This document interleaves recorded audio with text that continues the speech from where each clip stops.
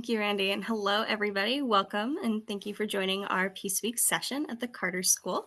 Peace Week began in 2020 as a response to global crisis and continues to be a space for connection, creativity, and action.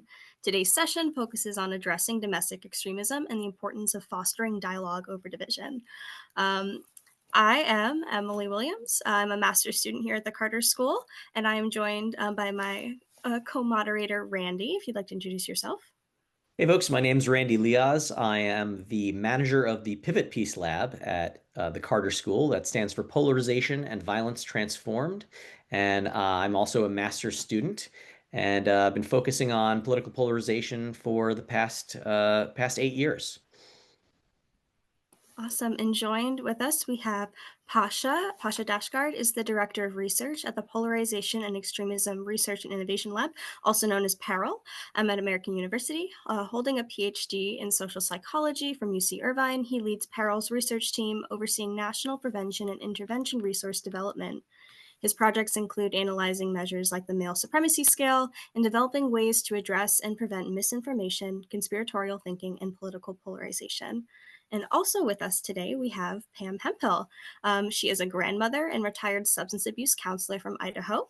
She was involved in the Ammon Bundy's People's Rights Network in 2020 before participating in the Capitol riot on January 6, 2021, for which she was sentenced to 60 days in prison and 3 years probation in 2022. In 2023, she began speaking out against the MAGA movement and changed her party affiliation. And more recently, Pam rejected Trump's presidential pardon for January 6ers this past January, and has been interviewed by a range of national and international news organizations to share her unique perspectives.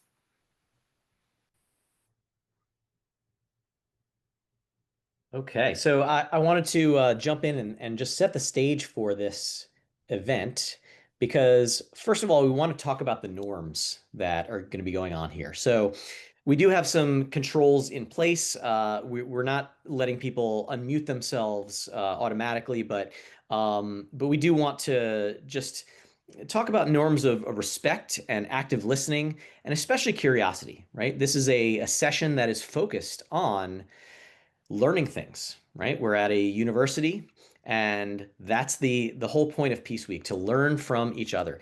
And I want to say that right now, our country is going through an extraordinarily difficult time. There are so many people on edge and not seeing the best in one another.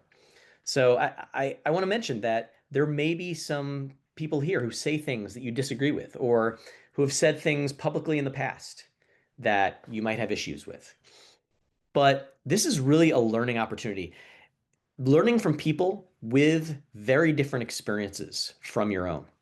So I would ask that the folks here really try their best to extend us your grace. Do your best to learn about how we can all do better and try to reduce extremism and especially violence at this point. A couple of other housekeeping points that I wanted to make. We're going to be recording this session. We are only going to be posting this if all the participants are comfortable with that, those folks who have spoken, because we do want people to be able to speak freely, but we also want this as a record, an artifact that might actually be useful for us to learn from in the future. So we do want to have this recorded. And in terms of questions, we're going to get to time for y'all to ask questions towards the end. We have the Q&A feature enabled. So if you have a question, please ask it there. And also, if you would like to ask that question live, if you'd like us to unmute you and be able to ask that question to the panelists, please note that in your question, and we will do that. But when you're doing so, please try your best to live up to the norms that we talked about already. And we do have the chat open for you to be able to chat to us just in case there's any technical issues, anything that we need to know about. But you won't be able to be chatting publicly. So with that, I want to give our guest Pasha Dashtgard a chance to discuss his research on extremism and methods for prevention and de-radicalization. So Pasha, please. Yeah, absolutely. So thank you so much, Randy and Emily. Thank you to the George Mason University for hosting us today. So PERIL is a applied research lab, which is to say that we are interested in taking our primary research and turning it into resources, toolkits, guides, workshops, trainings for any member of civil society. So that could be parents, teachers, mental health professionals, after school tutors, coaches, youth mentors, truly like any trusted adult in the life of a young person should have the skills and knowledge to be able to engage on the topic of radicalization and be able to successfully intervene before a young person gets radicalized into some supremacist ideology. So to that end, as the director of research, my role is to develop, test, and disseminate tools and resources to the community. So the way that PERIL starts is we start with a need. So who's the audience that we need to sort of work with? And then from there, we do listening sessions, focus groups, and interviews to sort of understand the need, to understand what resources already exist, what sort of strengths already exist, so that we're not like reinventing the wheel. But then what are the needs? What are the gaps? What are the things that would be useful that PERIL can use our resources and our expertise to develop? Once we develop the resource, we test the resource. This is a huge part of PERIL's brand and a huge part of my job. I make sure that our resources are effective, that I understand for whom are they effective. Are they more effective for moms or dads, Democrats or Republicans, rural versus urban versus big city versus small town? What are the mechanisms by which these resources and tools are effective in conveying information and motivating people to actually do work in this area? So to that end, we have developed a guide for parents and caregivers.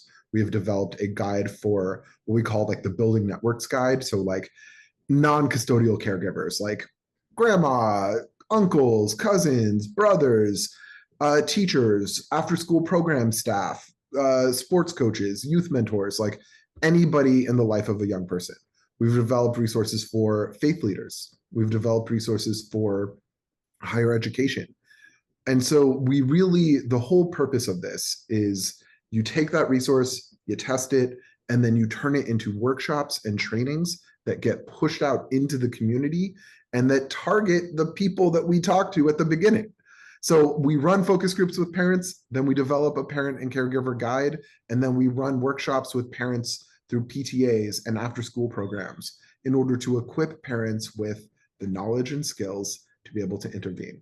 And we do that for sort of any member of civil society. So yeah, that is how we approach what we call primary prevention. We don't engage in, we're very upstream, so we don't engage in a lot of like de-radicalization work. I love it, like God bless to those who do that work. It's very difficult, but it's not scalable. It's not some intervention that you can do at a systems level. It's a very individualized intervention. And so we really work to kind of create a system level, a systematic intervention for all levels of civil society. Awesome. Thank you so much, Pasha. Now we're going to give some time to Pam to share her own personal journeys, including what led her to be involved with January 6th, what helped her disengage, what was that turning point for you? Pam, the floor is yours. Oh, well, thank you. And thank you all for the opportunity to be here today and share some of my story. It started in 2011 after I retired as a substance abuse counselor. I was sitting on the couch and I came across this video on YouTube. It was Amy Goodman from Democracy Now! And she was talking about the Standing Rock protests in North Dakota. And she showed a picture of a dog with blood on its mouth, claiming that the security dogs up there were biting the Native Americans, and I had a fit. So I called my brother and I said, I got to go up there and help the Native Americans. It sounds like it's what's happening out there is horrifying. He said, Pam, do you realize there's always two sides to every story? Have you researched what's really going on up there? Doesn't matter. No, I'm not going to research. I don't like the idea that they're harming the Native Americans. They were protesting against the pipeline, the No DAPL pipeline on their going through their river on their land. And that was enough for me. I didn't research nothing. So I went up there, and come to find out, I came across a video where it had been a Native American that had beaten the dog, and that's why there was blood on their mouth. And that was the start of realizing that everything that I think I know, I don't know. There's always another side. I started researching it. The Native American elders came to me and said, the protest has been hijacked. It's getting more violent. Probably would be best if you go back home. Not much you can do here. So I came back home, and I followed it for a year, until after it was the longest and the largest Native American protest in history. Trump got elected, and of course the protest got shut down after Trump got elected. But I learned so much that research is so important. There are two sides to every story. And same time, later, fast forward, the lockdown started, with COVID. And I saw this video on Facebook, and it was Ammon Bundy, and he was talking about some people's rights or something like that, that the government was overreaching about the mask mandates. And I thought, this is interesting. Now, I'd heard a little bit about Ammon Bundy, but here we go again. I didn't research him. I didn't know much about him. But I went there and I listened to him. I went to his very first meeting, and he was impressive. He was very educated, very smart man, family man, Mormon. No, I'm not Mormon, but he was Christian and carrying a Bible and talking about the Constitution. And I don't know much about the Constitution, but most of us are very trusting people, and I trusted everything he was saying. And I followed him for about 2 years, and I watched here in Boise, Idaho, all the arrests that he was going through. Now, I started seeing that these arrests were planned out to prove a point. He was breaking the law, but not to him. It was the constitutional right to be doing some of the things he was doing. Like, for example, he wouldn't wear a mask to go into the courtroom, and he was claiming he didn't have to follow the court rules for the courts. He could go in there. So he tried to push himself in there, and he got arrested for that. And there's other things about that. But I started seeing something that wasn't right. We don't stand up for our rights, our constitutional rights, when they're affecting other people's constitutional rights. So then they went into the St. Luke's hospital without masks. They were upset because one of their followers had been pushed down by an officer by accident. And they were in there screaming and yelling about it. And I got mad at them. I said, you get out of here. This is not okay. And that's when they turned on me. And, I was getting upset watching what they were doing, going to people's homes, senators' homes and judges' homes, and protesting. And I was against that. So they turned on me and called me an FBI informant or what. I got all kinds of propaganda about me after that. Fast forward, January 6th came around. I had just completed my surgery for cancer, breast cancer. And my brother called me and said, how would you like to go? Because see, what I've been doing for the last 2 years was going everywhere. And they called me a citizen journalist, but correction, I'm not a journalist. I'm a retired alcohol and drug counselor. I was just having fun. I got into the mega crowd. The mega girls wanted me out there. And I was videotaping and interviewing people. That should have been my life calling, to be an investigative journalist. I was just loving it, having fun. You get to meet people, and you feel like a part of a family, and you start hearing the stories, of course, from Trump. They're coming after me, but they're really coming after you, and I just stand in the way. Oh my God, it's very frightening when you start hearing all the stuff that Trump's sharing, and everybody else. I'm friends with the lieutenant governor. I'm friends with people with 2 PhDs. I'm listening to these people. They're intelligent. They have degrees. They're not going to be lying to me. But fast forward, my brother sent me there because he says, you do a lot of videos. Why would you like to go see Trump? And I thought that would be fun. I get there, I can't get in because there's too many people, and somebody could accidentally hurt me by accident because I had stitches. And so I thought, well, what am I going to do? I walked around and asked people, what else is going on today? And they said, well, I think I'm hearing that Trump's asking people to go to the Capitol. I thought to myself, why is he asking people to go to the Capitol? He just had a speech. Oh, well, maybe he's scheduled to talk with Congress or something. You know, see, I didn't, this is embarrassing because of the lack of research, because of not paying attention. I didn't even know the transfer of power was going on. I had no idea. So I'm walking up there, I turn around and I run into the Proud Boys. The Proud Boys, in my thinking, were the heroes. They do not break laws. That's why Trump told them to stand back and stand by in case he needed them, because they are the good guys. I did not know they were white supremacists at the time. I did not know that. I knew very little, and that's why I want to stress most of my problems have been my own fault for not researching. So I asked them, are we going inside the Capitol? And they said, no, ma'am, we're not going inside.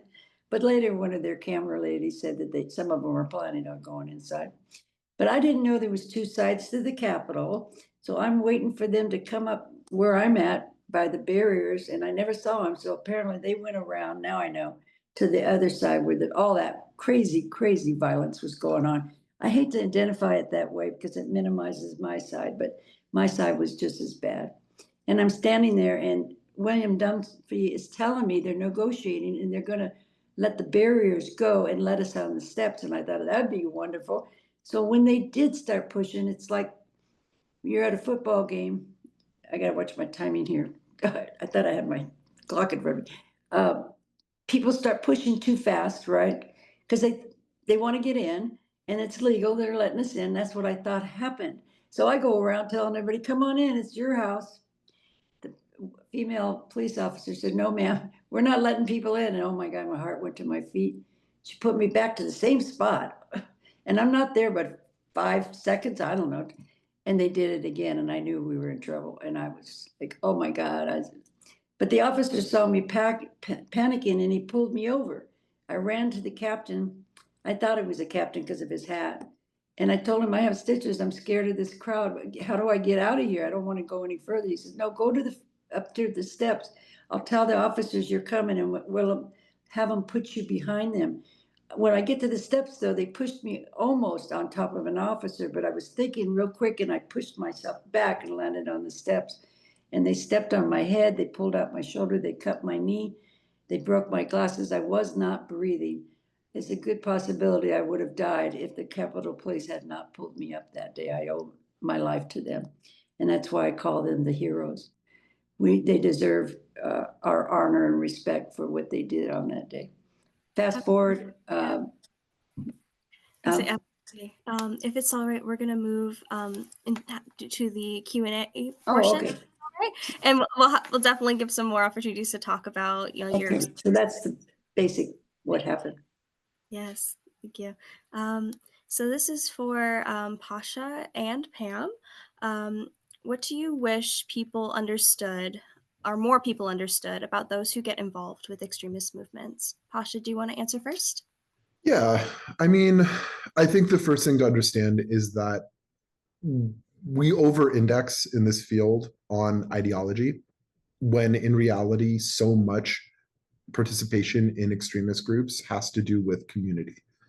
And I'm curious, can't wait to hear from Pam, sort of like what she thinks about that. But from the research, what we see is that it's really not often about, it doesn't start as ideologically motivated. It often starts as, I'm lonely, I'm isolated, I'm angry, I feel hopeless. And some group or some organization or some people offer me community. They offer me a sense of purpose. They offer me a sense of meaning in my life. They make me feel smart. They make me feel like I have sacred knowledge, or some sort of like, I know things that like they don't want you to know about. And these are all really appealing, especially for people who already feel disempowered and already feel sort of marginalized. When you give people a soapbox and you say, hey, if you come with us, you can be an important member of this group. You don't have to just sit on the sidelines. You can be a leader amongst these people. That's a very powerful invitation. And it gives people, like, joining an extremist group, being part of an extremist group, offers people some consolation and some psychological reprieve that they are missing in their lives otherwise. And so when we see people who join the Proud Boys, when we see people who join the One Percenters or these sort of extremist groups, it's important to understand that this could be anybody who is lonely, isolated, traumatized, feeling unstable, feeling untethered. Like this isn't, it's not, none of us are above it. And in fact, what we often find is that intelligence and intellect are not do not provide any sort of like resilience to extremism. In fact, often that is you're just better able to justify the things that you're already trying to do.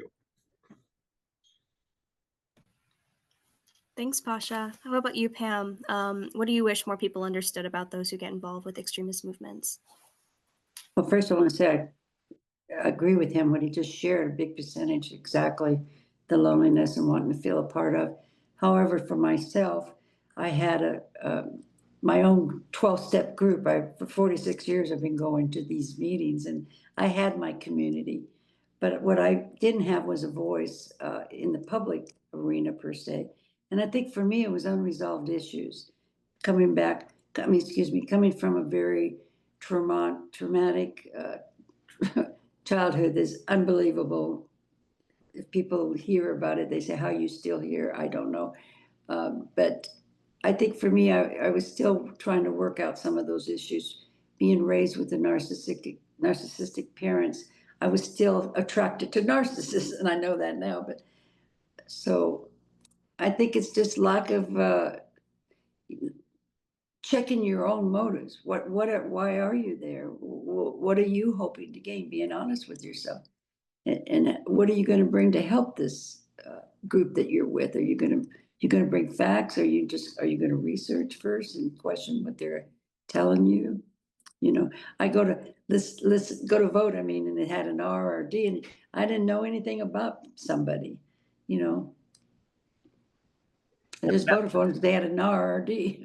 I don't know if I answered that question, but No, that's really interesting, Pam. And we have heard you talk before with us in other settings about the motivations that brought you into these movements, and you talked a little bit about here today about being impressed with the credentials of the folks that you were around, their education, the way they spoke, and we focus somewhat on the idea that people are looking for significance. They're looking for validation and want some social status.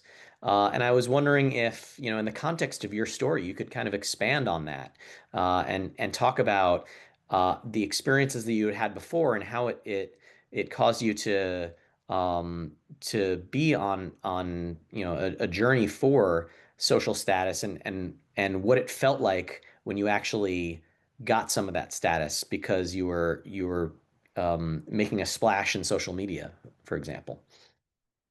interesting. I've never given that much thought. For me, it's been a journey of making an amends to make it right, which I'd never be able to make it right for being there on January 6th. I've had to check my motives, and make sure that why I am doing this. And for me, it's more, you just can't tell people you're sorry, that you didn't do your research and you listen to the mega propaganda and everything. That's okay. And I am sorry, but I have to do more with action. And I keep thinking there's another Pam out there, like me, very naive, wanting to do what they can to help this country, but isn't listening to the right people, have lost their critical thinking skills, which I did. I thought, how could I ever get pulled into something like this? I'm pretty smart. I worked with criminals. I know about the criminal mind and the thinking errors for Simon. I can't think of his name right now, but so I thought, how did I get pulled into this? You feel like an idiot when you get out of it. But no, it's easy to get pulled in because you're trusting. Most of us are good people. We want to do what we can to help this country, but we're just listening to the wrong people. And we're not doing our own research. And today, I didn't know there was a disinformation war. So I'm naive. I'm just listening to Fox News. I ain't pay attention. So I do now. I read all the books I can get my hands on both sides. I want to hear both sides of the story now so I can make my own informed decision, not your decision or what you tell me. It's about what I learn. And you know, a lot of times I'm learning things I don't like learning. I don't have to like it, but it's a fact. And I agree. I think those are the things we share about it. And I just want to add, Pam, thank you for that point. And like, I think it's important to underscore that this isn't happening in a vacuum, right? Pam wasn't just going along living her life and then all of a sudden found herself pulled into this kind of group. They're recruiting you. They're trying to convince you through propaganda, through misinformation, through the like obscuring of facts or the misrepresentation of facts. They're trying to convince you to join their hate group, to hate the same people that they hate. It furthers their agenda to do so. And so, you know, my background is I'm a social psychologist and I studied male supremacy and online radicalization in my doctoral program. And one of the things that's really like clear to me, especially in the male supremacy world, is how easy it is to get pulled into these groups totally inadvertently. A young boy, a 15-year-old boy, if he goes on YouTube right now and searches for how to get a girlfriend, the top responses to that query are going to be complete nonsense. They're going to be all this male supremacist nonsense about biological determinism and who's to blame and are feminists to blame? Is it the Jews? It's like it is so easy to get pulled into these kinds of communities completely inadvertently with people who genuinely, I mean, like, it breaks my heart to hear Pam be like, I care about this country. I wanted to do good for this country. And like, you know, fast forward to these are people trampling police officers at the Capitol and like they're trying to commit violence. They were trying to kill Mike Pence. Like it wasn't the people who are recruiting into extremist groups understand how to recruit. There is a script, there is a strategy, and they follow it and have been following it for decades. The only difference is that before, if you wanted to be recruited into a white supremacist group, you probably met somebody at a punk show or like some random event, you know, in your city. Now you can be sitting in your bed and like scrolling on, you know, Instagram and come across an influencer, come across a piece of content that is going to pull you into that same kind of group. Yeah. And oh, I'm sorry. No, go ahead, Pam. Being in a 12-step program, you know, you name the person, they're there. We love each other, right? You don't see the racism. You don't see the prejudice. My friends, my best friends have been LGBT. My sponsor is a Black woman, a beautiful Black woman. So I didn't see that. You don't see that. And they don't talk about it. And when you ask them any questions like, well, I heard there's some racist things, problems that Republicans are having. And oh, Pam, don't be listening to that. Don't be listening to those people. They lie about everything. No, we're not racist. Everything, you know, they gaslight you. And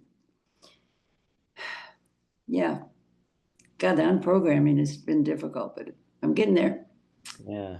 And Pam, I know that you've talked to us about the positive influence that you want to be, that you continue to want to be. And I know that has been a struggle for you in terms of, you know, your online presence and being able Yeah. to talk to people effectively. And one of the things, one of the themes that we wanted to talk about was reconciliation and forgiveness. Um, and and I know that, you know, some of your relationships have been broken online and you've lost them, and it's been painful. But what does reconciliation and forgiveness kind of look like in these contexts, especially among the kind of media universe that we still inhabit and that you still inhabit, you know, in terms of your online presence? Forgiveness for what? For myself or others? For what? Well, I mean, perhaps for yourself, perhaps for others who have gone astray and led you astray. And how do you kind of make peace at the same time that you're trying to make change?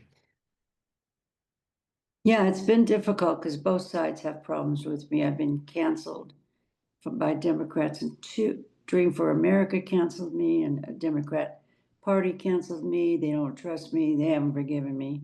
And I understand it and I get it totally. I wouldn't forgive me either. But there comes a point where, it's 2 years now. You can trust me. I haven't changed my story. This can happen. Isn't that what we want? We're not looking for you to have different ideology or different, you want to vote for one thing and I want to vote. That's not what it's about. It's about the freedom to speak what you believe in.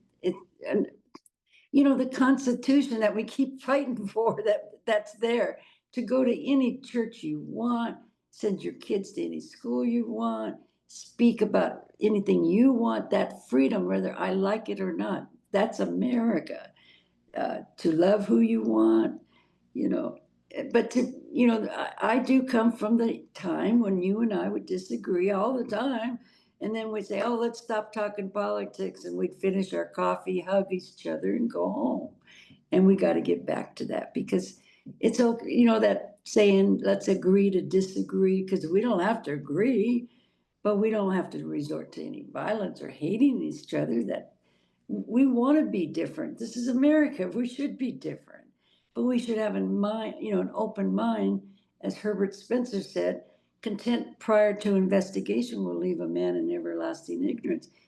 At least check out my ideas, because I'm willing to check out your ideas and research what you're sharing with me. So be willing to just research a few things I'm talking about and discover for yourself whether it's true or not, or that's something that fits into your life. But it's just a lot of people are not open-minded enough to even try to talk to me. They just want to yell at me for being there that day. And Pasha, I would love to hear your perspective on the question when we talk about the idea of reconciliation and forgiveness, when we think about polarization, extremism. But yeah, I would love to hear your take from like the research end of things. Yeah. I think that it's not easy to forgive. And I think that it is like a challenge for any person to do that work. And I think that like one thing that I hear a lot is I don't want to like I've had all these horrible experiences. How could you ask me to forgive people who have oppressed me or who have marginalized me or who have committed some hate crime or hate incident against me?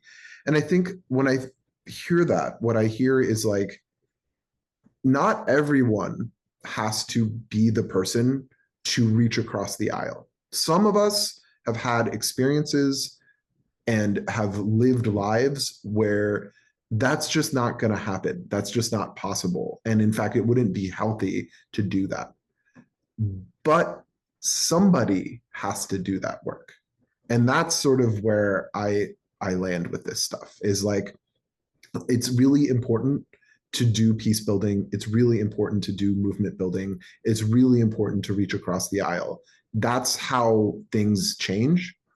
And if you're one of those people who is like farther towards the edge of a political spectrum, and you're like, no, I can't. I'm like, I care too much about my people. I care too much about my interests. I can't make myself reach across the aisle. It's like, okay, like that's okay. That is fine. Some people, it like you've lived a life where asking you to do that is like too painful.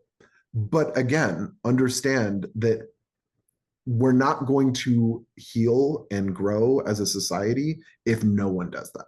It's like I remember hearing there's like that whole discourse around like um it's not my job to educate you, right? Like in the context of race or gender or religion. And like, again, like that's true. It's not anyone's job. Just because you are a person of color doesn't mean you're deputized as like teacher of all critical race theory to every white person that you come across. Similarly, if you're a queer person, you don't have to educate every cis het person about what, gender theory and queer theory is. But somebody has to do it. Like, otherwise, how are we gonna learn? How is anyone going to benefit and like progress if it's no one's job to talk about these things? So that's what I would say in terms of like peace, reconciliation. It's like, if you have the Constitution to do it, then do it, because it's important to be done. It's important to show people on the other side of the aisle or the other side of the ideological rift that like you're a human and you are able to humanize them as well. I remember like years and years ago, a former white supremacist was talking about like what drew him out of that movement. And he said, I'm going to get the exact wording wrong, but it was something like, I was extended grace by people who had absolutely no reason to extend me grace. And it was this like, it was that moment of like, okay, these are people who are, by engaging with me and by trying to talk with me, are making a move towards me. And that in and of itself, that movement towards, that step towards, is itself a refutation of the argument that these people are categorically opposed to you and categorically unable to exist or coexist with you.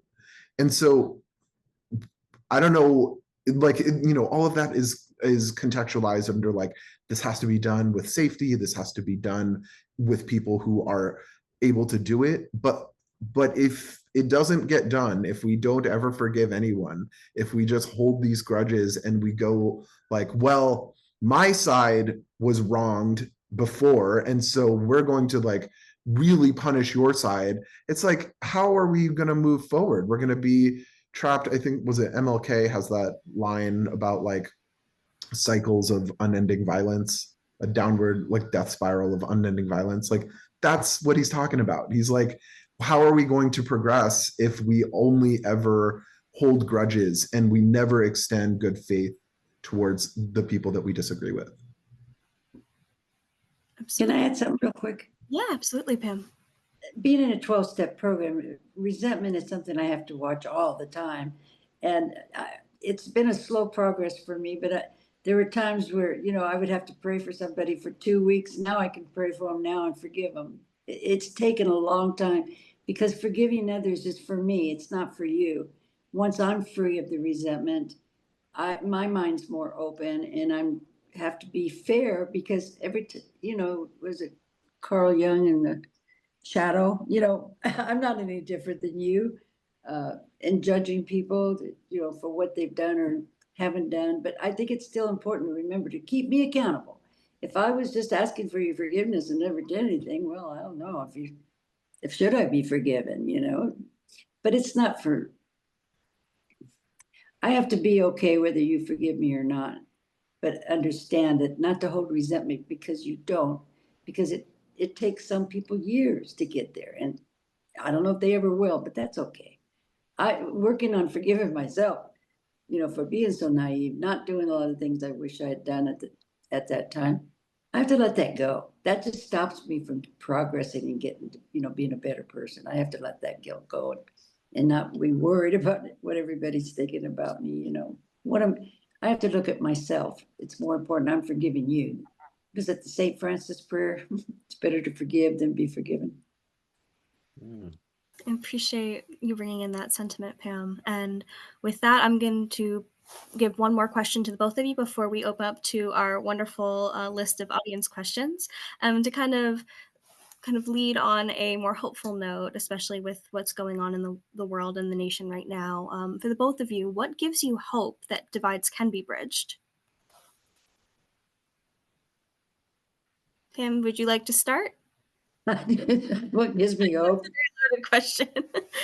Sometimes there's so much going on that we can't recognize and see that actually our nation the percentage, if I knew how to do that. We have such wonderful, good people and wonderful people in the Congress right now that are doing all they can. There is hope. Don't lose hope. You know, history has shown that fascism is never won. The people want peace. People don't want violence. They don't want all this insanity, chaos, and division. None of us are happy. None of us about what's happening. But together, I think it's going to come together. It's going to take time. You know, as long as it starts with one person, and that's me. I can't change the world of other people around me. But, you know, if you affect one person, that person affects another, and it's like a domino effect. So I get it. I understand. But I think there's a lot there. We don't see how much good is in the world because all this other stuff's getting in the way. But there's always more good people than there are people that are doing evil things. It's a beautiful sentiment. Couldn't agree more, Pam. Pasha, how about you? What gives you hope that divides can be bridged before we kind of open up to more audience questions?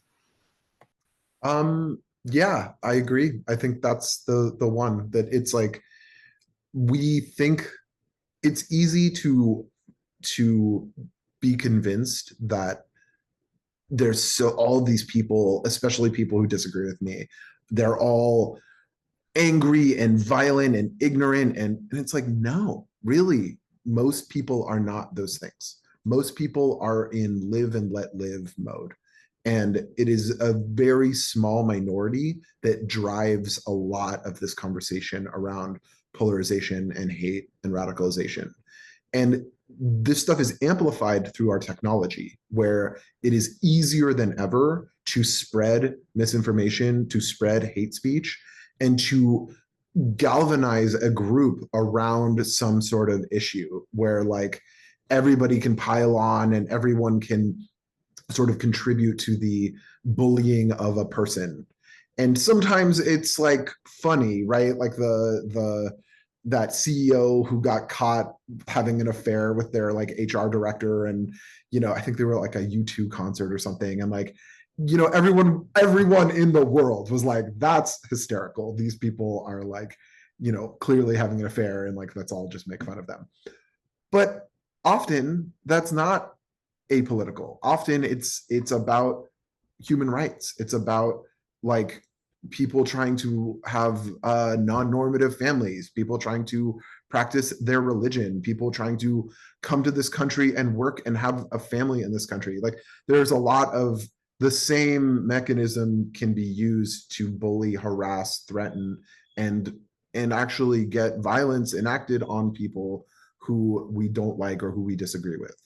And that's the scary part, right? That's where and so what gives me hope is that most people don't feel this way, and most people are just like Pam. They're sick of the division, and they're sick of the vitriol, and they want a normal politics. And it's like, I think that what's happening is that it is because of technology, because of social media and digitally mediated communication, politicians have figured out that it's very easy to amplify hatred and fear as a way to mobilize action, and that those things are a lot more effective than offering messages of hope and peace and reconciliation. And like, that's a problem. That's like, in my mind, the problem that we're experiencing right now. I don't think that people are more extreme now than they used to be. I don't think that all of a sudden half the country woke up and was just like, turns out that we secretly hate like all of these marginalized groups and we want to see them destroyed.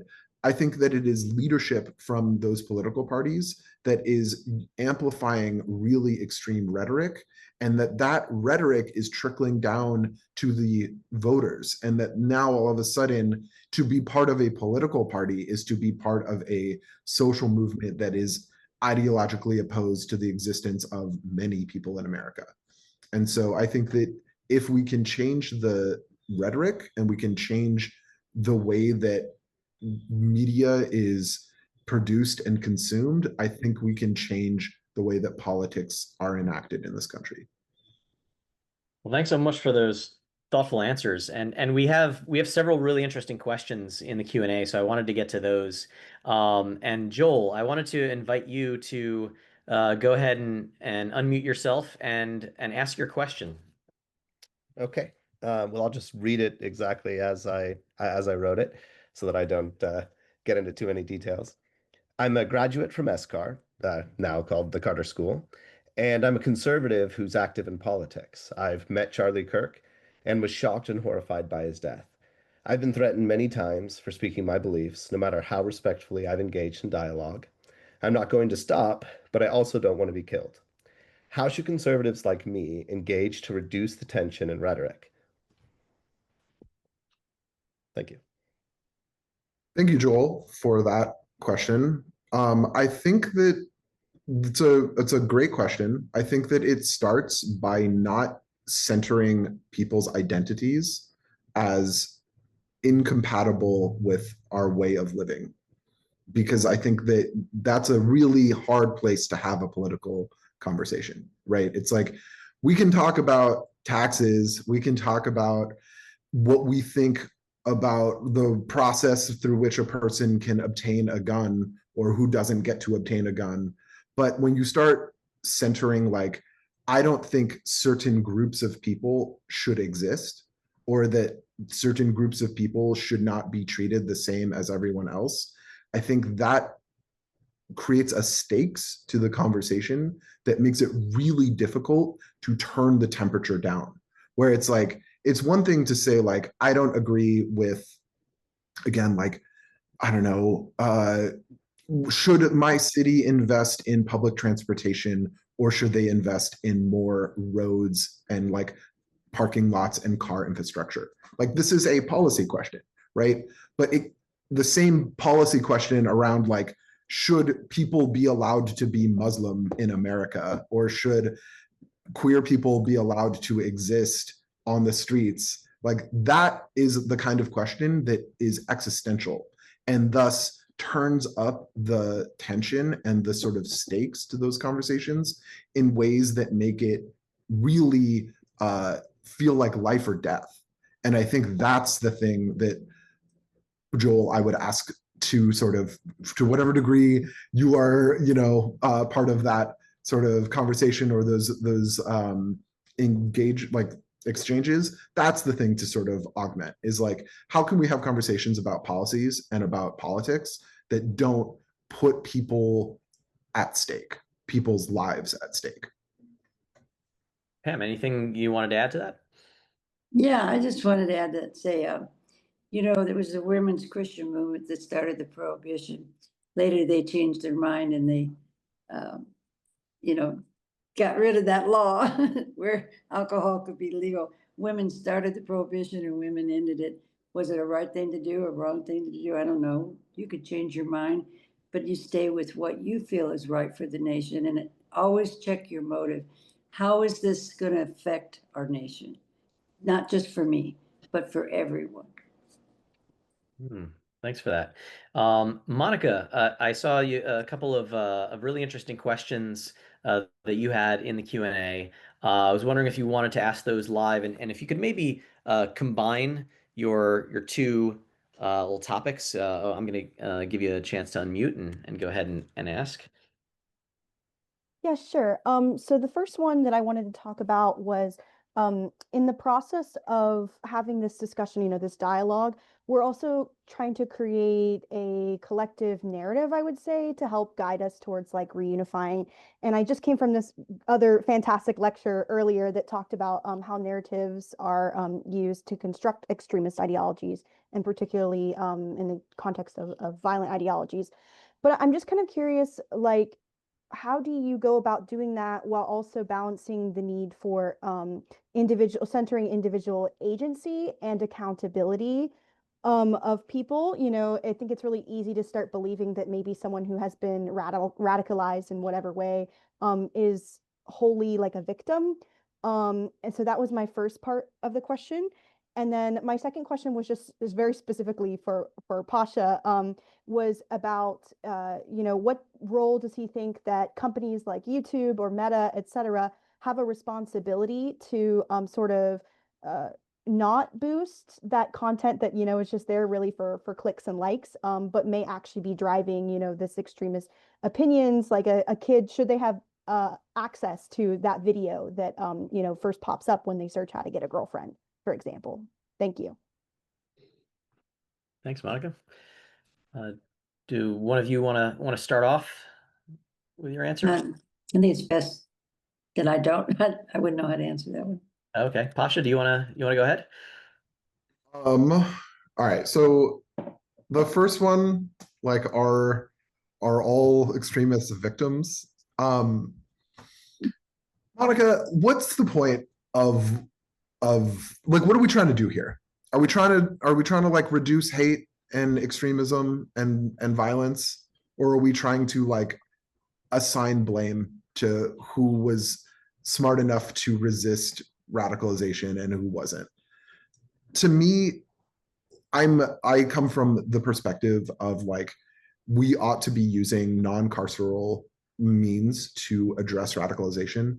I can tell you, as a former mental health professional and a researcher of prisons and jails, that prisons and jails are, to send somebody to prison is, in a very real sense, the worst possible outcome to when somebody is like participating in a extremist group. Prisons are not sites for de-radicalizing people. They are sites for further radicalizing people. They are places where it only becomes worse as a result of going into prisons and jails. We need mental health professionals who are trained in how to address radicalization and extremism. And so, like, to me, I hear what you're saying of like, does it feel like we're like letting them off the hook to just refer to all extremists or people who participate as victims? But I would just say, like, why, what do we get out of the opposite? What is the value of like condemning people as like bad or wrong or like evil? What is the, like, to what end? Like, how does that, as a director of research for a lab that does applied interventions, my goal is to reduce radicalization and political violence and to equip communities to build resilience to radicalization. And I don't see any, like, none of what I just said, where does blame come in there? Where does like condemnation exist there? Like, theoretically, you and me can sit around and be like, they shouldn't think that. That was like bad of them to think.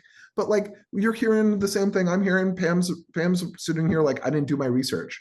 Like, all right, like, that's all it really takes to become radicalized into a extremist group. Like, thankfully, Pam didn't participate in violence herself, but plausibly anybody else at January 6th could have had her exact story and then also hurt somebody. And like, I don't know, just to me, I don't see the like, I don't see where blame and condemnation helps us.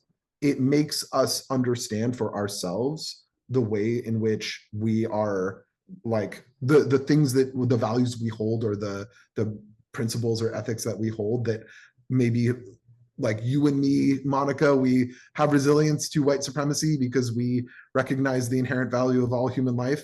But like, that somebody hasn't been exposed to that yet. I don't know, like, welcome, you know what I mean? Like, I'm here to meet people where they're at.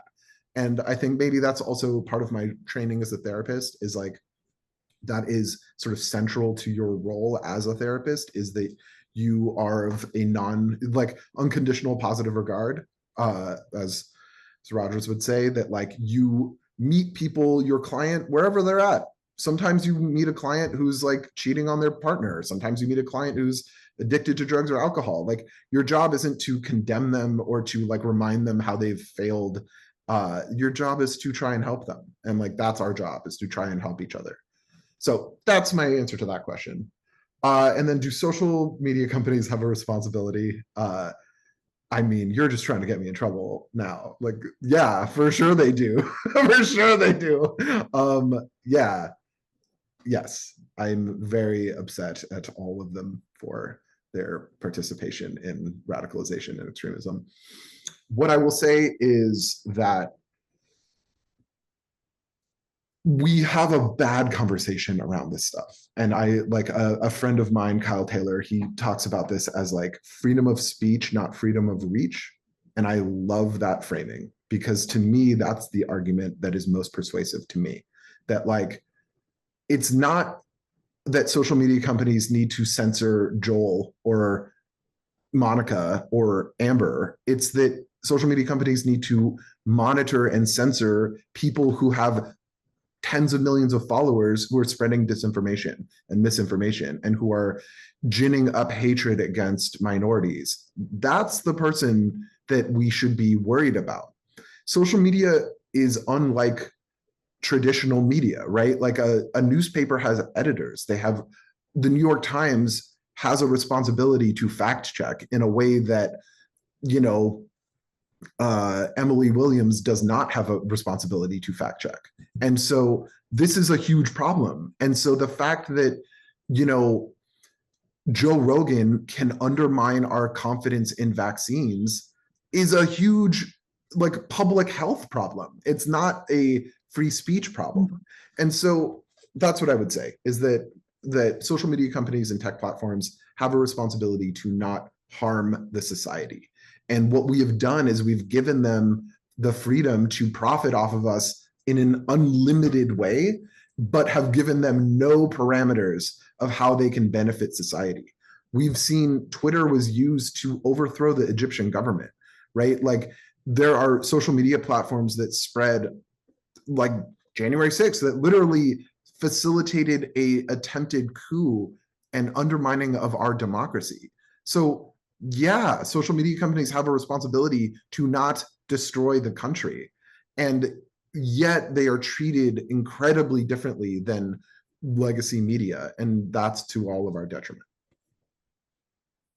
Can I make a quick comment on her question? Yeah, please, Pam. Go We have ahead. time. I want to share with you, the lady that asked the question. I'm sorry, I forgot your name. My therapist, Dr. Rice, he was a PhD from Harvard. How he helped me was when he said, Miss Hempel, you know, I've been seeing me 10 years. You're not a victim of January 6th. You were a volunteer. And I thought, what, I still was hanging on to a little bit of, it's not my fault. I was a victim. I was still holding on to little pieces. So I left his office and I said, I'm never going to go back and see Dr. Rice again. How dare him? But it was the same reaction I had when I was in and out of getting sober and getting drunk and going back to AA meetings. And the people would come to me and say, Pam, you're not getting honest with yourself. Tell me things I did not want to hear. And I was angry at them. They're the ones that I went and looked for the night last time I had my last drink, because I knew they cared about me enough to be honest with me. So it's not popular today because we call it tough love, but it's important to be honest with people that when they're lying to themselves, I think it is out of, but your motive has to be not to put them down, but just to say, Pam, you are not a victim of January 6th. You volunteered. You had a choice, and stop blaming anybody. And that's how it got started for me. Thanks so much, Pam. That's a really great thought for closing, and we want to share some resources for all of the our organizations and in the chat, so you can see that Emily has put them there. Pivot is our lab at the Carter School. PERIL is Pasha's lab at American University, and I have to say, it's intimidating to be among his presence, given the development of PERIL as a really incredible lab that has tons of experience and lots of resources to offer the public like that. This is a real privilege to be able to do a program with you, Pasha. And You're too sweet. yeah, thanks so much. And we really appreciate Pam's time to give us your story, being willing to talk publicly. I know that you've it can be a real challenge sometimes, but you've been very generous with your time, and I think all of the folks in this session really appreciate that. And we really appreciate the engagement from the folks in this session. Sorry to those whose questions we weren't able to get to. I know we had a lot of content, a lot of really interesting things to say. But thank you for joining us, and we really appreciate the great questions and all of the great discussion here. So thanks very much, and enjoy the rest of Peace Week, everyone. Thank you so much. Thank you, Randy. Thank you, Emily, and thank you, Pam. Yeah, and thank you for inviting me. So of course, thank you all for coming.